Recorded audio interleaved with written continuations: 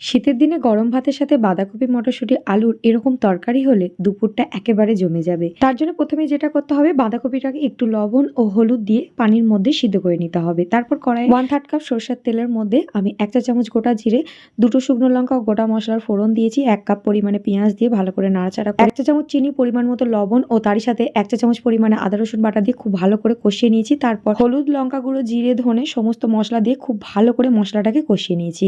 এখানে 2টো বড় সাইজের টমেটো কুচি ও তারই সাথে মটরশুঁটি দিয়ে ভালো করে একটু চাপা দিয়ে কিছুক্ষণ সিদ্ধ করে নিয়ে ভালো করে কষিয়ে নেওয়ার পর 1 চা চামচ পরিমাণে হিংও দিয়েছি।